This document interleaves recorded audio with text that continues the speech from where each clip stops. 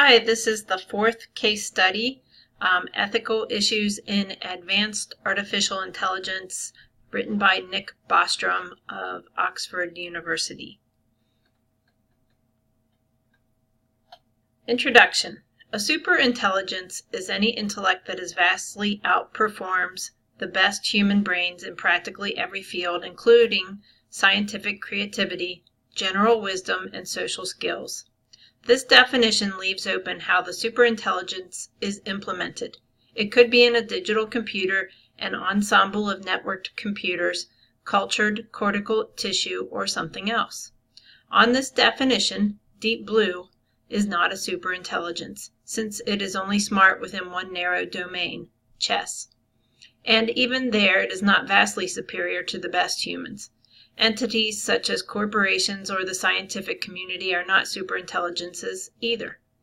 Although they can perform a number of intellectual feats of which no individual human is capable, they are not sufficiently integrated to count as intellects, and there are many fields in which they perform much worse than single humans. For example, you cannot have a real-time conversation with the scientific community. While the possibility of domain-specific superintelligences is also worth exploring, this paper focuses on issues arising from the prospect of general superintelligence.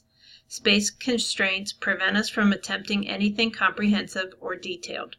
A cartoonish sketch of a few selected ideas is the most we can aim for in the following few pages.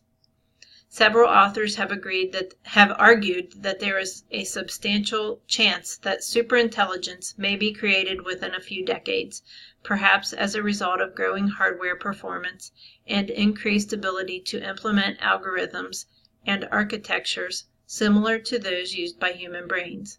It might turn out to take much longer, but there seems currently to be no good ground for assigning a negligible probability to the hypothesis that superintelligence will be created within the lifespan of some people alive today. Given the enormity of the consequences of superintelligence, it would make sense to give this prospect some serious consideration, even if one thought that there were only a small probability of it happening anytime soon. Number 2, superintelligence is different.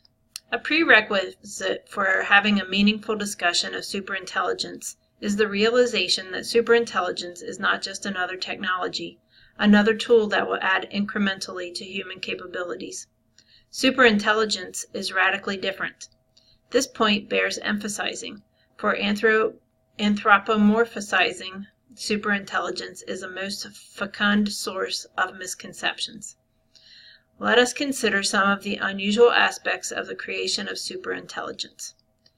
Superintelligence may be the last invention that humans ever need to make. Given a superintelligence's intellectual superiority, it would be much better at doing scientific research and technological development than any human, and possibly better even than all humans taken together.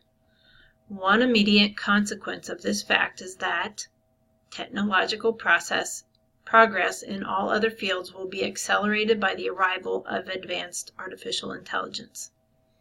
It is likely that any technology that we can currently foresee will be speedily developed by the first superintelligence, no doubt along with many other technologies of which we are as yet clueless. The foreseeable technologies that a superintelligence is likely to develop include mature molecular manufacturing, whose applications are wide-ranging. A. Very powerful computers. B. Advanced weaponry, probably capable of safely disarming a nuclear power. C. Space travel and von Neumann probes, self-reproducing interstellar probes. D. Elimination of aging and disease. E. Fine-grained control of human mood, emotion, and motivation. F. Uploading, neural or subneural scanning of a particular brain and implementation of the same algorithmic structures on a computer in a way that preserves memory and personality. G. Reanimation of cryonics patients. H. Fully realistic virtual reality. Superintelligence will lead to more advanced superintelligence. This results from both the improved hardware that a superintelligence could create and also from improvements that could make its own source code. Artificial minds can easily be copied. Since artificial intelligences are software, they can easily and quickly be copied so long as there is hardware available to store them. The same holds for human uploads. Hardware aside, the marginal cost of creating an additional copy of an upload or an artificial intelligence after the first one has been built is near zero. Artificial minds could therefore quickly come to exist in great numbers, although it is possible that efficiency would favor concentrating computational resources in a single superintellect. Emergence of superintelligence may be sudden. It appears much harder to get from where we are now to human-level artificial intelligence than to get from there to superintelligence. While it may thus take quite a while before we get superintelligence, the final stage may happen swiftly.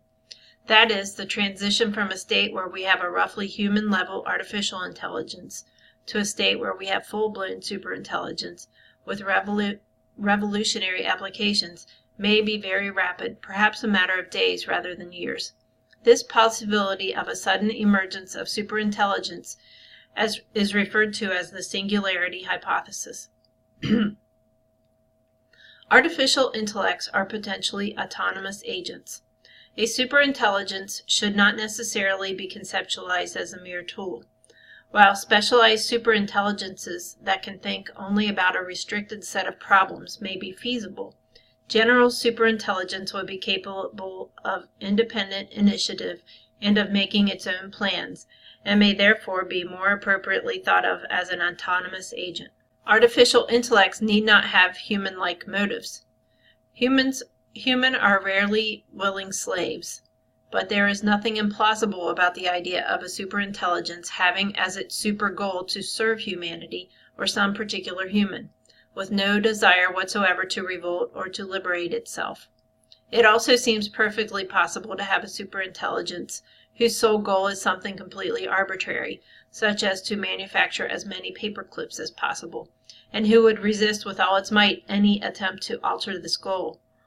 For better or worse, artificial intellects need not share our human motivational tendencies. Artificial intellects may not have human-like psyches. The cognitive architecture of an artificial intellect may also be quite unlike that of humans. Artificial intellects may find it easy to guard against some kinds of human error and bias, while at the same time being at increased risk of other kinds of mistakes that not even the most hapless human would make. Subjectively, the inner conscious life of an artificial intellect, if it has one, may also be quite different from ours.